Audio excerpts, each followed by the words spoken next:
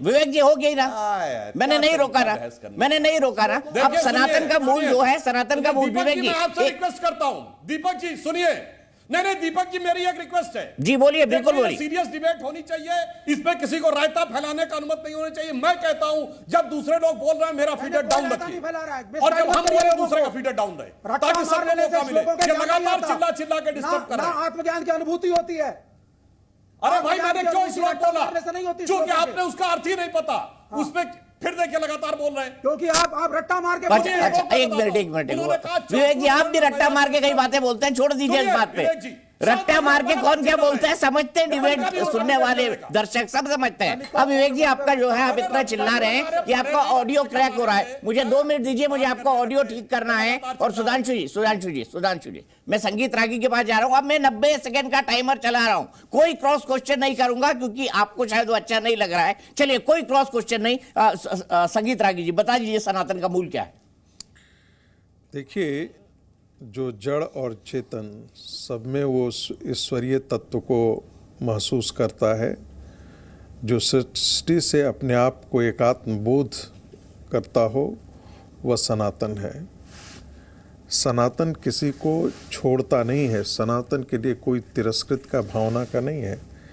इसीलिए सनातन और हिंदू दोनों कहते हैं एक ही है, दोनों में कोई अंतर नहीं है।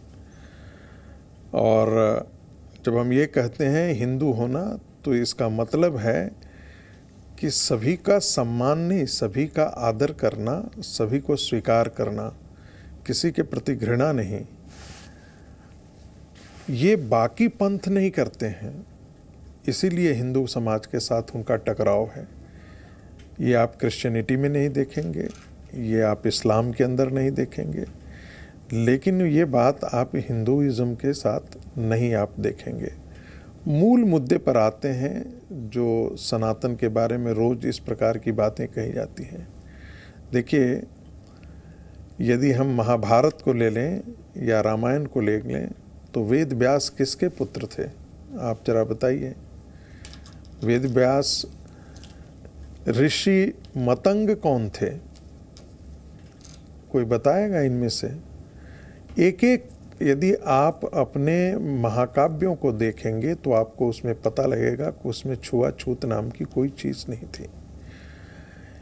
108 उपनिषद माने जाते हैं, और 108 उपनिषदों में कहीं भी ये नहीं आपको पता लगेगा।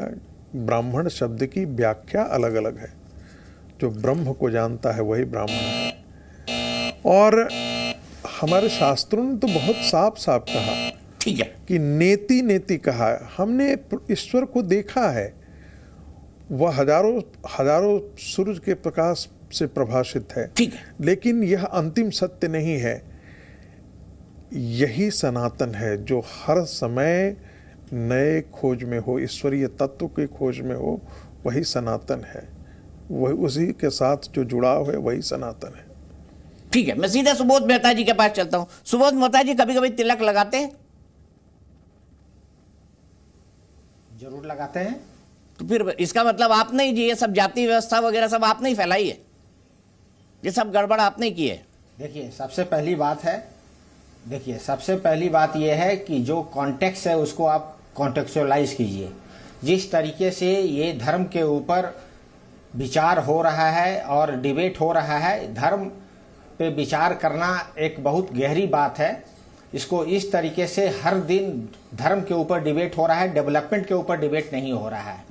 जब से इंडिया अलायंस बनी है तब से नरेंद्र मोदी जी और पूरा एनडीए का कुनबा हताश है, नर्वस है। इस कारण से कभी जो है आप सिविल कोड की बात करते हैं, आपके नेता जगदानंद सिंह, आपके नेता वो शिक्षा मंत्री है, वो कहां से बोलते हैं? सुबोध मेहता जी बताइए ना, वो सनातन पर बयान दे रहे हैं। आपके एक सहयोगी उदयनिधि स्टालिन ने वहां पर बयान दिया, उसके बाद ए राजा ने दिया, उसके बाद मिस्टर परमेश्वर जो कर्नाटका के हैं उन्होंने दिया। ये कौन दिलवा रहा है? ये मोदी जी दिलवा रहे हैं इंडिया के नेताओं से बयान। ये दीपक जी इस बात को कॉन्टेक्चुअलाइज कीजिए, इसलिए मैं कह रहा हूं। सर, किस कॉन्टेक्स्ट में समझो, बता दीजिए ना, प्रकाश डालिए। पहली बात। दूसरी बात यह है कि जिस तरीके से सनातन धर्म हो या कोई और अन्य धर्म हो, अगर कोई भी रैशनल रीजनिंग के साथ, क्रिटिकल थिंकिंग के साथ हो, पोस्ट मॉडर्न समाज में कुछ बातें तार्किक नहीं है, वो बातें को जो है हमारे समाज को मानना ठीक नहीं होगा। ये लगातार हिंदू धर्म में भी और सनातनी में भी ये परंपरा रही है कि इस चीज को हम लोगों ने छोड़ा है। ठीक है। जहां तक बात रही जगदा बाबू की, जगदा बाबू ने बोला कि भाई तिलक लगाने वाला, तो आप हमें ये बताइए कि गांधी का सनातन लोगे कि गॉडसे का सनातन लोगे आप? आगे एक ही लाइन है आपका, गांधी और गोडसे। कोई बात नहीं सुधांशु जी, जवाब आपकी तरफ है। तिलक लगाने की जो बात है वो गॉडसे की सनातन की बात जगदा बाबू ने किया है। ठीक है, मतलब ब्राह्मणों के लिए कहा, यही कह रहे हैं ना सुधांशु जी, आपके लिए कहा। देखिए फिर तिलक लगाने वाले सब ब्राह्मण हैं। तिलक लगाने वाले कोई भी ऐसी बातें हैं जो कि समाज तो मतलब तार्किक नहीं है। मेहता जी आप भी तिलक लगाते हैं, आपके लिए भी कहा जगदानंद सिंह ने, इसका मतलब आपके लिए भी कहा जगदानंद सिंह ने। अरे आपको रिफॉर्म करना पड़ेगा। मॉडर्नाइजेशन थ्योरी, यहाँ रागी साहब बैठे हुए हैं, बैरिंगटन मूर, करेंट ब्रिंटन ने मॉडर्नाइजेशन थ्योरी के ऊपर बहुत लंबी चर्चा की है। हर बात को उन्होंने जो है बीमारी से भी जोड़ा है। आपको मॉडर्नाइजेशन थ्योरी के तहत रिफॉर्म करने के लिए फिल्ट्रेशन प्रोसेस है, डेमोक्रेसी में फिल्ट्रेशन प्रोसेस है। जो बातें तार्किक नहीं है, पोस्ट मॉडर्न, माफ कीजिएगा ये लाइन पूछ रहा हूं, ये प्रोसेस क्या लालू यादव परिवार ने कभी सोचा है? वहां तो एक ही परिवार चलता है बस। ये प्रोसेस लालू जी के बाद राबड़ी, राबड़ी जी के बाद मीसा, इसमें सुधार कब होगा? दीपक जी, जिस लहजे, अब सुनिए, जिस लहजे और टोन में आपने लालू जी और लालू जी का परिवार का नाम ले रहे हैं, यही सुधार करने की आवश्यकता है। यही गुटसेबाजी, वर्चस्वादी नीति है। जिस तरीके से आप अभद्र व्यवहार करते हैं, अब्यूज करते हैं नाम लेकर, लालू जी। मैंने कोई अब्यूज नहीं किया सर, एक फैक्ट रखा है आपके सामने। बात यहाँ धर्म की हो रही है। दीपक जी तार्किक बात कीजिए, दीपक जी तार्किक बात कीजिए। अरे सर मैं आपके जितना ज्ञानी नहीं हूं ना, मेरे को समझ नहीं आता है सर, मुझे समझा दीजिए आप। राबड़ी जी कहां से आ गए? क्या समझाएं आपको? मैं समझा रहा हूं कि कॉन्टेक्स्ट में बात कीजिए। चलिए कॉन्टेक्स्ट समझेंगे। सुधांशु त्रिवेदी जी बताइए। बहुत सारी ऐसी कॉन्टेक्स्ट सही है। सुबोध मेहता जी का उन्होंने बड़ी बड़ी थ्योरी भी बताई। संगीत रागी जी से वो भी पूछूंगा मैं।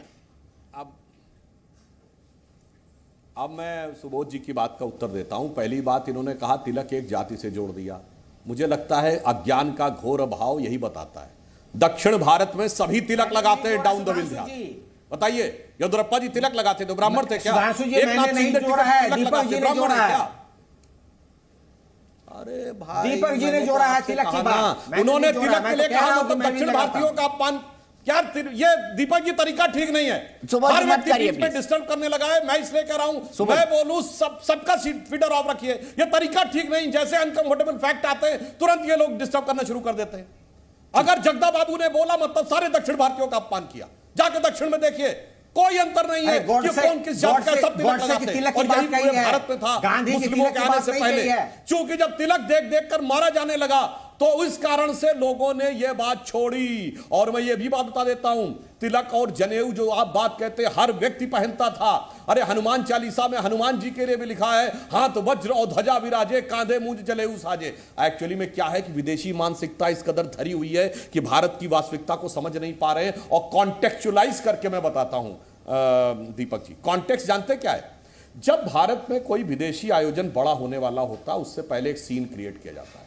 2015 में बैरक ओबामा अमेरिका के राष्ट्रपति भारत आए। पहली बार गणतंत्र दिवस पर अमेरिका का राष्ट्रपति आकर शरीक हुआ और विश्व में पहली बार 3 घंटे के लिए अमेरिका का राष्ट्रपति खुले आकाश में बैठा। उससे पहले याद करिए, दिल्ली में चर्चों पे हमले मचा दिया, हो हल्ला इतना कि किसी तरीके से देश की छवि खराब हो।